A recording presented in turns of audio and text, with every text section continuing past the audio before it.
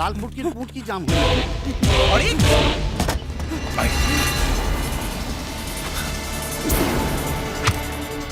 এখন 12টা বাজে, আর ঠিক 3 ঘন্টার মধ্যে অর্জুন সরকারকে আমি এখানে দেখব। 3 ঘন্টার মধ্যে কি 12:30টার সময় একটা ট্রেন আছে, ওকে উঠে চলে আসতে বলো। ঠিক 2.5 ঘন্টার মধ্যে হৃদয়পুর, আর 8 ঘন্টার মধ্যে থানায়। বড় গাড়ি বলে গলিতে আটকে গেছে বা ট্রেন লেট বা পেট খারাপের যদি কোনো কথা শুনি, তাহলে কোনো কথা না শুনে স্ট্রেট আদালতের আদেশ মানছে না বলে অ্যারেস্ট ওয়ারেন্ট পাবে। এটা ওকে জানিয়ে দাও। কিন্তু স্যার কোনো তো সময় নেই। কেন? ওকে পিএম না সিএম যে হাতে সময় নেই? টেনে এক থাপ্পড় মেরে ঘড়িটা থামিয়ে দেবো। তখন দেখবে হাতে শুধু সময়টাই রয়ে গেছে। 3 ঘন্টার মধ্যে অর্জুন সরকারকে আমি এখানে দেখতে চাই। ব্যাস। আর না, আমায় গায়ে হাত তুলতে বাধ্য কোনো নটবর দাস। তুমি বোধহয় জানো না, আমি যাকে মারি তার অবস্থাটা ফিউজ কাটা বাল্বের মতো হয়ে যায়। প্রথমে জল জল করে, তারপর দপদপ, তারপরে একেবারে অফ।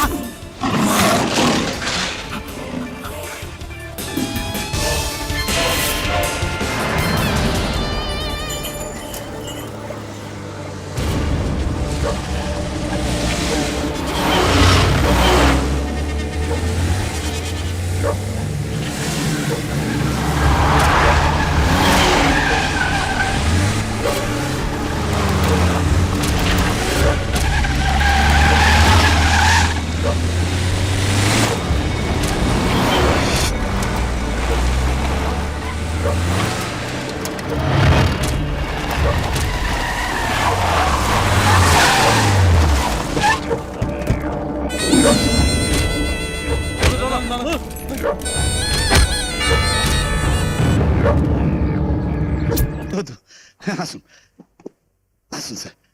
স্যার, ইনি mister তিজোরি।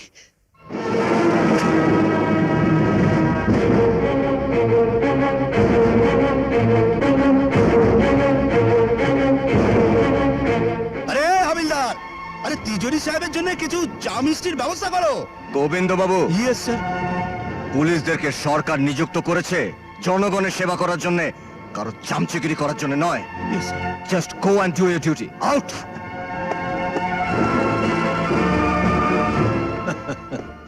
Very good, very good.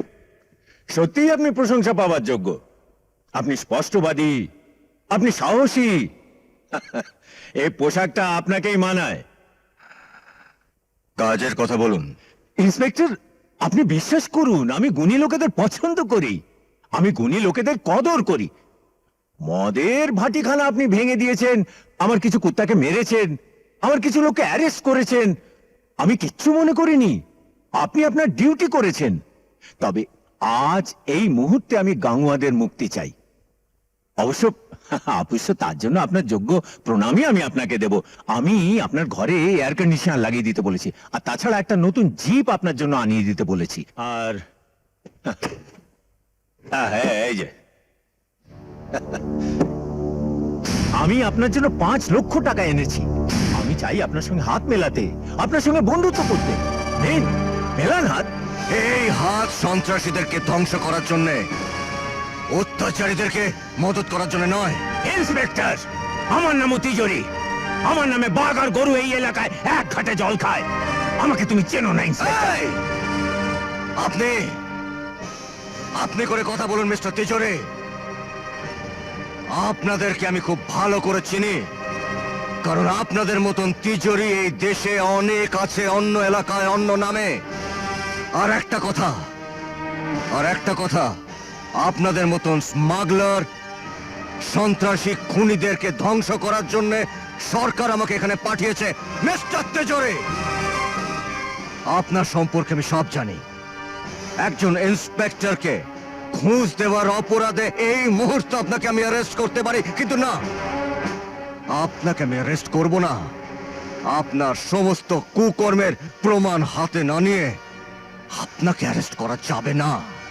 কিন্তু একটা কথা আপনাকে আমি স্পষ্ট জানিয়ে দিচ্ছি, আজকের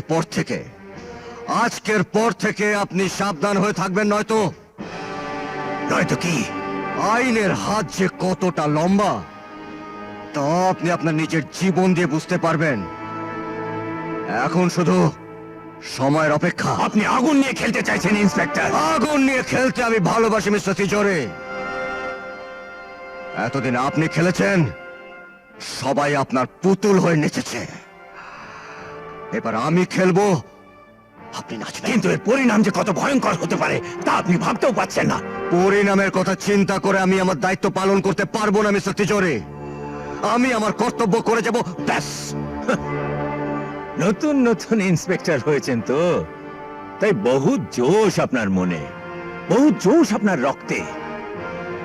কিন্তু আপনি জানেন না যে আপনার মতো কত ইন্সপেক্টর আমি আমার পকেটে রাখি, পকেটে। মিস্টার তিজোরি, আপনি আপনার সীমা লঙ্ঘন করছেন। ইন্সপেক্টর, একটা বড় অফিসারকে দিয়ে তোমার সুন্দরবন পাঠিয়ে দেওয়া আমার 2 মিনিটের কাজ। আর তোমার এই 10 টাকার পোশাকটা 100 টাকায় কেনা যায়, 100 টাকায়।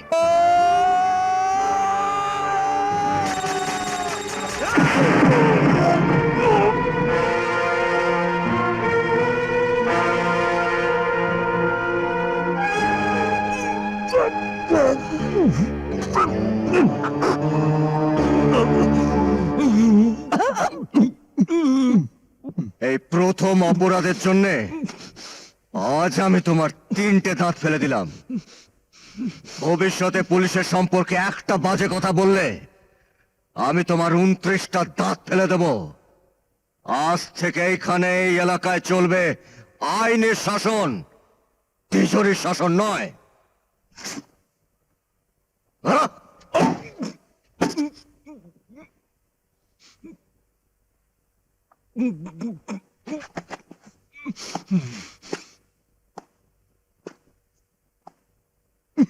চোরের 10 দিন আর গেরস্তের 1 দিন।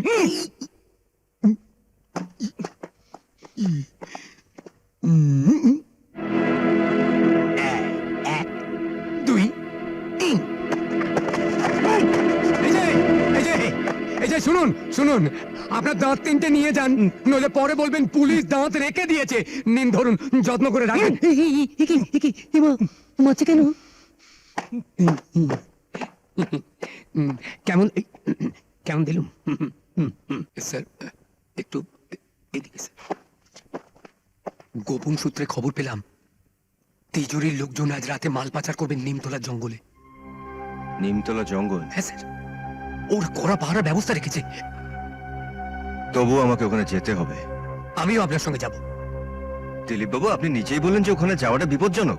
স্যার, আপনার সাথে একটা অপারেশনে যেতে পারলে নিজেকে ধন্য মনে করবো স্যার।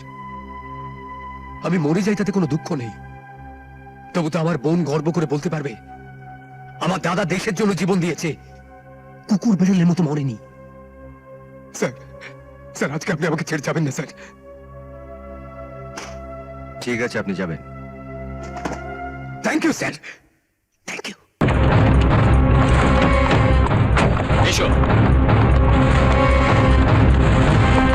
এদিকে।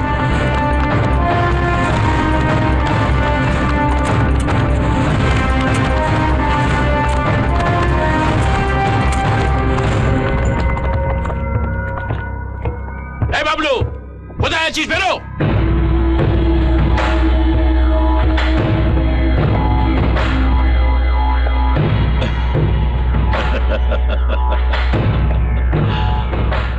আরে বাবলুকে ধরতে এসছিস? তা মাত্র 4 জন। আগে 40 জন নিয়ে আয়, তারপর বাবলুর সাথে কথা বল।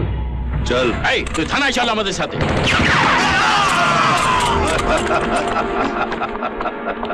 কিরে, বাংলা কথা বুঝতে পারছিস না? এবার বুঝিয়ে দিচ্ছি।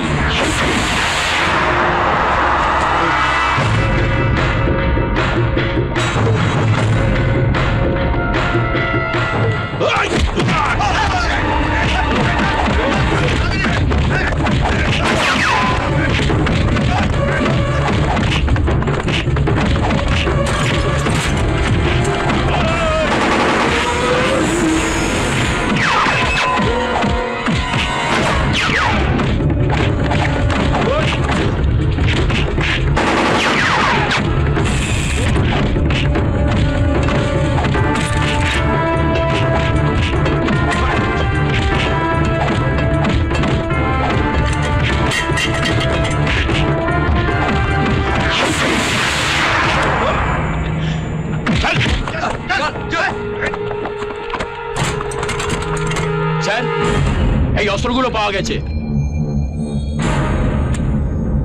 বাবলু, পুলিশের হাত থেকে আজ পর্যন্ত কোনো ক্রিমিনাল বাঁচতে পারেনি,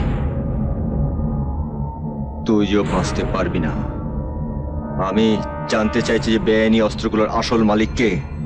সেটা শোনার সুযোগ তুই পাবি না অফিসার, তার অনেক আগেই তোকে এই বাংলা ছাড়তে হবে।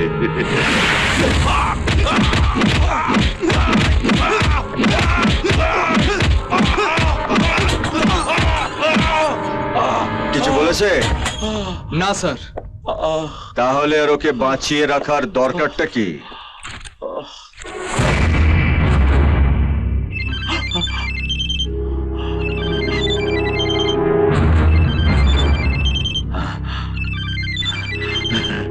এবার দেখ কে মরে আর কে বাঁচে। কে বলছেন? আমি স্বরাষ্ট্রমন্ত্রী সেক্রেটারি জয়দেব সামন্ত। আপনার এত বড় সাহস হলো কি করে? আপনি বাবলুকে থানায় তুলে নিয়ে গেছেন? খাবার গোডাউনে যে বেআইনি অস্ত্রগুলো পাওয়া গেছে তার সঙ্গে এই বাবলু জড়িত স্যার। সেটা হোম মিনিস্টার দেখবে। আপনি এক্ষুনি ওকে ছেড়ে দিন, আর কোনো কেস দেবেন না। ঠিক আছে স্যার, আপনি যখন বলছেন তখন তোকে ছেড়ে দিতেই হবে। ছেড়ে দিচ্ছি। চার সালা একে ছেড়ে দেবেন স্যার? স্বরাষ্ট্রমন্ত্রী মহাশয় সেক্রেটারির হুকুম, ওকে না ছেড়ে কোনো উপায় আছে? তবে কখন ছাড়তে হবে সেই কথাটা এখনো উনি আমাকে বলেননি। কয়েক ঘন্টা সময় আছে। ওর শরীরের হাড় গোড়গুলোকে ভেঙে চাউমিন করে দাও, টিফিন ক্যারিয়ারে ভরে আমি সেক্রেটারি মহাশয়কে দিয়ে আসবো। না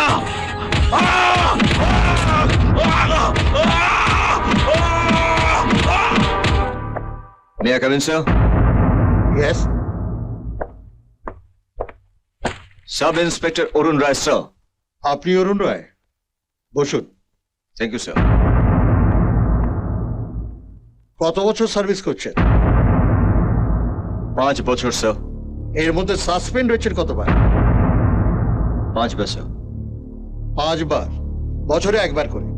আপনার রেকর্ড তো দেখছি বেশ ভালো। গোডাউনের ভেতর থেকে বেআইনি অস্ত্র উদ্ধার করার ব্যাপারটা আমি শুনেছি। কেন্দ্রীয় স্বরাষ্ট্র দপ্তর থেকে সতর্ক বার্তা এসেছে, বাইরে থেকে এ রাজ্যে প্রচুর অস্ত্র ঢুকছে। আর তাছাড়া শহরাঞ্চলে গুন্ডামি, ইফটিজিং, কিডন্যাপিং এর আর কি হারে বেড়ে চলেছে সেটা নিশ্চয়ই আপনি ভালোভাবে জানেন। সাধারণ মানুষ বুঝতেই পারছে না পুলিশ কার দিকে। আমি সাধারণ মানুষকে ভরসা দিতে চাই যাতে তারা নির্ভয়ে পুলিশের কাছে আসতে পারে। এই জন্য আপনাকে সার্কেল ইন্সপেক্টর করে 4টে থানার চার্জ দেয়া হবে। যেসব থানাগুলো রেকর্ড সবচেয়ে খারাপ। স্যার, 5 বার সাসপেন্ড হওয়া যার রেকর্ড আছে তাকে এত বড় দায়িত্ব দেওয়া কি ঠিক হবে? আমার কাছে সেই অফিসারের রেকর্ড সবচেয়ে ভালো যার সাসপেন্ড হওয়ার সংখ্যা সবচেয়ে বেশি। কারণ সাসপেন্ড কেন হতে হয় সেটা আমি খুব ভালোভাবেই জানি।